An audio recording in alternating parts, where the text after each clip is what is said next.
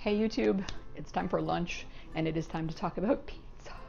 It's time to talk about keto pizza. I have been looking for a recipe for a good keto pizza crust for quite a while, and I have tried and failed multiple recipes until I found this. Let me show you what I'm talking about. Come with me, come with me. This is what I'm talking about. Pizza that tastes like pizza. So if you are like me and you can do without bagels and pancakes and sandwiches and toast and pasta, but you can't do without pizza, I wanted a recipe that would that would hold up like a piece of pizza and not taste like almond flour or some other oddball product. I don't want my pizza to taste like coconut. I will share the link to this recipe at the end of the video where I found it, because I did not make this up. I'm not going to take credit for that, but I found a recipe. Oh my goodness, if you're on keto and you want pizza and you have to have pizza and you don't want it to taste like something else, and you don't want the crust to taste like an omelet. There's a ton of those recipes that are like, it's mostly egg and cream cheese. To me, that is the same as just make an omelet and put pizza on it. This actually tastes like pizza. It's just mostly cheese. And how can there possibly be too much cheese, right? So I'm gonna go have lunch because I made this for myself. But let's time travel, shall we? And I'll show you how to make this amazing pizza crust. Your search is over, I promise. This is how easy this is. I'll show you the ingredients we've got here, and then we'll put this crust together. We have 3/4 cup of super fine almond flour. Make sure you get super fine.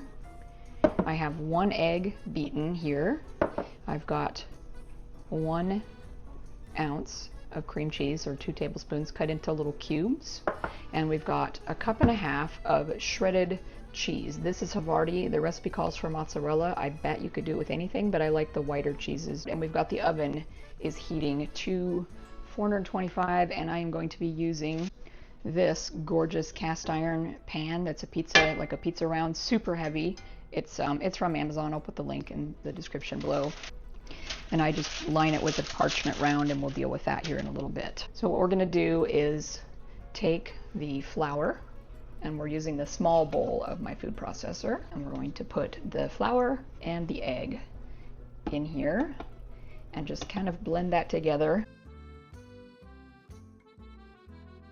just so that is ready for what we're doing next. And what we're gonna do next is we're gonna take the cream cheese and the cheese, and I use a fork, and we're gonna put this in the microwave for 90 seconds, and we're gonna stir it halfway through. So you wanna make this hot and really smooth, and we're gonna stir it till it's super smooth, and we're gonna put it right in there and blend it in. And I wanna do it while this cheese is hot and melty, because you don't want it to cool off, because it'll start to stiffen up and it won't blend with the flour. So there's 45 seconds, and we're gonna just give this a quick kind of mix it together a little bit, and then put it right back in for the remaining 45 seconds. But you want this to be nice and smooth and melted. So you've had 90 seconds in the microwave, and it looks like this. Very smooth, very hot, very melted. So we're gonna add that right into there, just like that. And when it's done, it looks like that. We're gonna get that quickly over here, and what I use for this, instead of a rolling pin or a pan, I'm just going to spread it with this little spatula, and I literally just get it out of the food processor. Kind of work quickly. So there you have a nice big pile of dough, and then what I actually do is just take this little offset spatula and just start pushing it out from the center, and just spread it out to the edge of your pan fairly quickly, because again, as the cheese cools, this is going to get where you can't spread it. So kind of work quick, and it'll be pretty thin, but that's okay. And obviously, if you had a bigger round, you'd want to make a double batch, because this, I bet it's 12-inch. And make sure you're not built up too much in any one spot. Kind of push it out to the edge, and I don't try to make a fitted parchment round for this. It's this way technically you could lift it right out of the pan when you're done, although I don't usually bother with that. Okay, and you can see that that's pushing nicely right out to the edge. And the farther out you can get it, the more pizza you'll have. So get it all the way out to the edges. And when you're done, you should have something that looks like this. What you're gonna do next, take a fork and just kind of poke some holes through it to kind of prevent it from bubbling up too much in the oven. And we're gonna go ahead and put this in a 425-degree oven for 6 minutes. At the 6-minute mark, we're going to come back and pull this out a little bit, and take your fork and just pop. See how it's all kind of bubbling up? We're just going to poke a few more holes in there just to keep it from bubbling up anymore, and we're going to cook it for another like 6 to 9 minutes. We want it to be really golden so it keeps its form underneath the pizza once we bake it. You don't want to over brown it here though, because you'll end up with over browned pizza at the end. And after 7 minutes in the oven, it will look like this, and I'm going to call that good enough, and we're going to start the fun part, which is where we add our toppings. So you're going to leave the oven on because we're going to be putting it back in the oven, and right here is where we're going to add some of my homemade marinara from this year. And I like to can it in little jars because you don't usually need a lot of it, and don't overdo it. I've done that before and ended up with too much wet on the crust, and you end up with a crust that's sadly soggy, and you'll have a product that's more like a lasagna.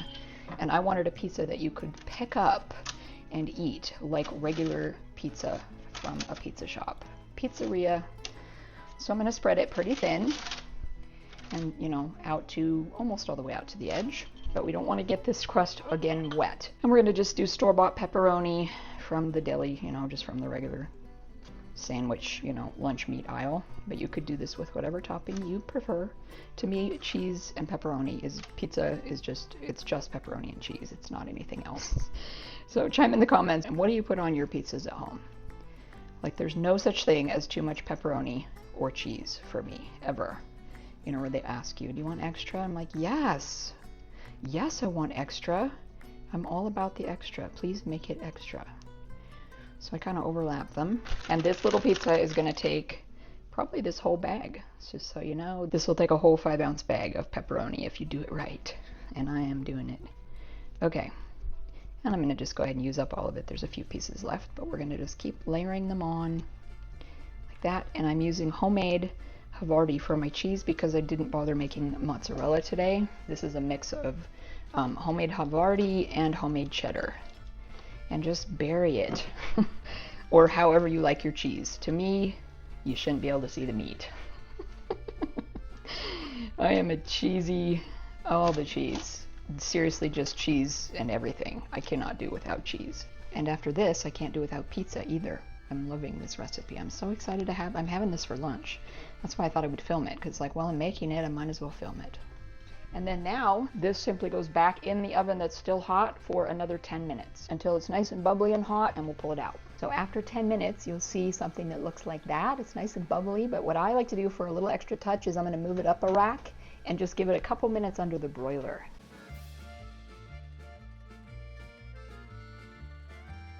Okay, wait till you see how gorgeous this is. That is some gorgeous keto pizza, and I'm going to just go ahead and put it on a hot plate on the counter, and I'm going to let this cool for just a little bit before I cut anything in it. And to cut this, I'm going to use a pizza cutter, but you'll probably also need a bit of a knife to just, you know, cut around the actual edges. So I'm going to use a little serrated knife for that. Look how beautiful that looks though. Oh my goodness, like nice and crispy. So what I'm going to do is start with the little serrated knife to get this little crusty edge cut. Just give it kind of a start, and then we can run through from there, kind of as a guideline. And that looks so good. Cheesy and meaty and keto, of all things. I mean, I can live without a lot of stuff, but I don't think I can live without pizza. I just don't think I can do it. Oh, that's beautiful. And we're going to continue to let that cool just a little bit in the pan. As we let it cool, this cheese in the crust underneath will start to firm up just a little bit before we try and take it off the tray. Okay, moment of truth. We're going to try and take one off, get under it, and look at that. It's staying nice and steady and firm enough. So I'm going to call this an extreme win pizza that holds its shape. And because I have to prove it to myself, I finally found a recipe. The end is going down a little bit, but look at the sides. We have a crust that's holding up, and it is It's so good. It's so good. If you are looking for a keto crust for your pizza, probably look no further. And there's probably 11 million recipes for keto crust out there. This one doesn't taste like an omelet. P.S. Doesn't taste like egg.